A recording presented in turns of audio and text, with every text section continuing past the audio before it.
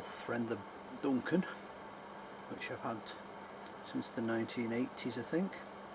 It's a gorgeous pipe, so light, so strong, absolutely lovely, smokes beautifully. Didn't cost a fortune, and it's going strong for all these years. Probably because I look after it, keep it nice and clean. Just keep enough carbon in the bowl to keep it happy. And tonight I'm smoking what I consider, I've not tried them all, but what I consider to be Mac Baren's finest, which is HH Bull Kentucky. It's an absolutely beautiful blend of mainly dark fired leaf from the USA and Africa, I believe,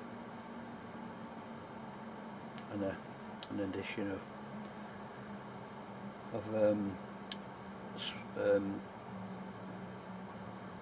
bright Virginia, which just gives it a little sweet edge, but not the sort of sweet edge that you'd get with milder tobaccos, not honey, not vanilla, not that type of sweetness. More, again, like some of the dark fired ones, more like a dark treacle molasses type of sweetness. It's just takes the edge off the dark fired, and it's beautiful. It's a lovely smoke. I've said before, I don't think it's it's not as strong as some of the Lakelands. Definitely not dark fired, but it's strong. It's a good one.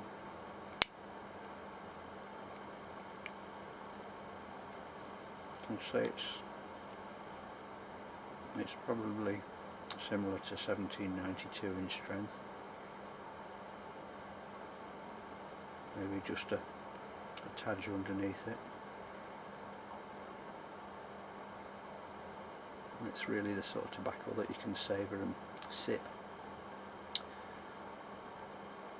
The thing with a lot of these dark fired tobaccos, you really do need to sip them.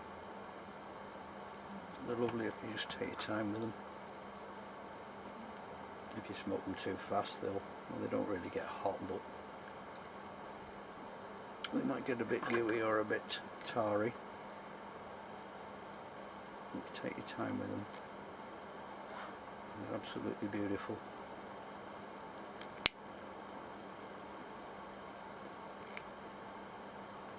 Burns very nice. Very thin flakes. I tend to just fold them over and put them in a minute or so. I'll rub them between the palm of my hand. Find them down, and you smoke a little bit faster if you've not got much time.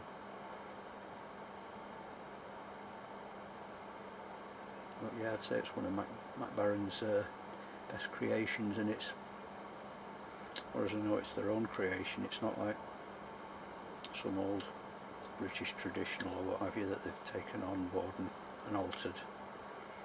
It's their own, as far as I know. If I'm wrong, but I think it's their own blend. They've done a pretty good job with it. Very, very nice. Just what you need when you've just had a route march up the beach to see the sea, taking some photographs like I have. It was high tide this evening, but it's only a very low high tide, so it was a good way out to sea. The thing about where I live here, if the sea's at low tide, you can hardly see it. It's sort of 2 or 3 miles out.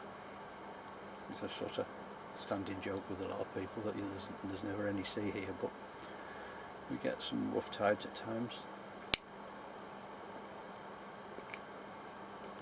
I think I actually found the top of an old wreck as well. It's one that's not charted. It could have been something else. It might be something else that's buried, but it was right on the tide line. I'm seeing all these big chunks of rusty metal in a circle.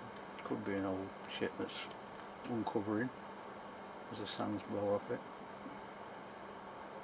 I'll keep my eye on that one, because it would be quite exciting to find a new wreck.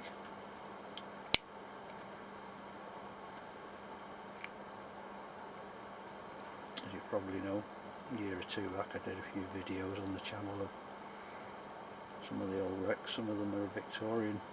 We've got on the coastline here, and it's quite exciting to see them and to go out and stand on them. Quite eerie really. I get a strange feeling as I approach an old wreck. It's almost as if it's got a force field around it, and you almost feel like you've got to ask permission before you go on board. Very strange. Anyway guys, very rough day here. Savage rain. Even got a bit of a twister I believe on the moss today. Did a bit of damage. Sorry I missed that really, because it's good if you can get out and take some pictures of these things. Maybe next time. But some strange weather.